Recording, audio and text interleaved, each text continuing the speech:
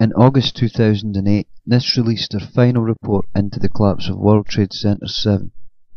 They said that a girder between columns 79 and 44 had walked off its footing due to thermal expansion of beams in the building, which left column 79 laterally unsupported, allowing it to buckle and therefore causing the collapse of the building.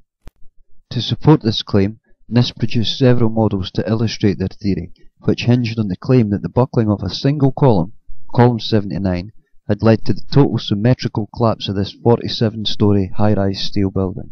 In 2008, NIST addressed the shear stud issue in NC Star 1-9, stating that in World Trade Center 7, no shear studs were installed in the girders.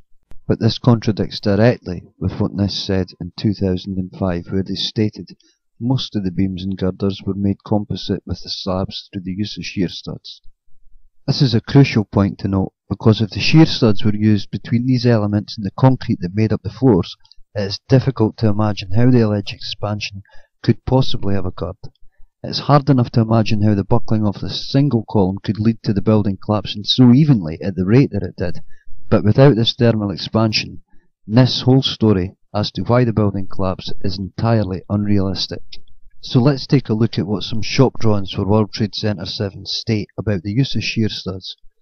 This is drawing E1213, which is an interesting note regarding the shear stud issue.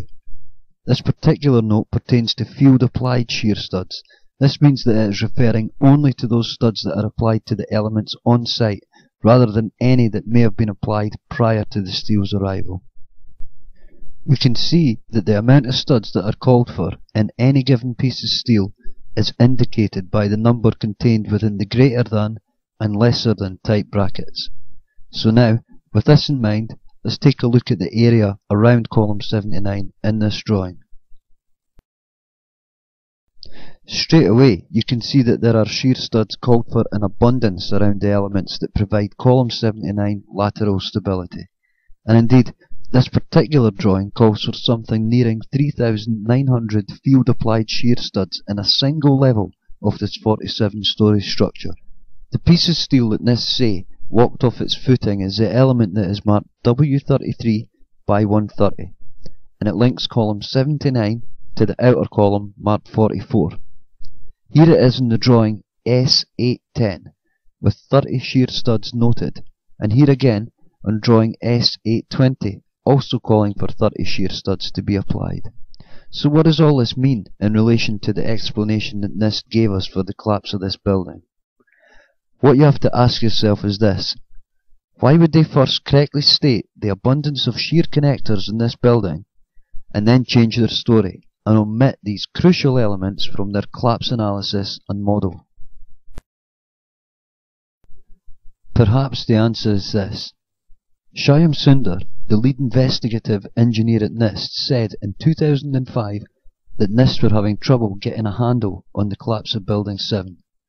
After all, they had by this time blamed a variety of causes, such as diesel fuel fires and damage from the collapse of the towers. It wasn't until sometime after this that they finally settled on the story of thermal expansion in and around column 79. And thermal expansion to this extent, without shear studs, is hard to imagine for the cause of this collapse. But with shear studs applied to these elements, completely encased in concrete, making the steel and the floors a composite and more rigid combined structural element of this design, thermal expansion to the degree required to suit their story is quite simply impossible.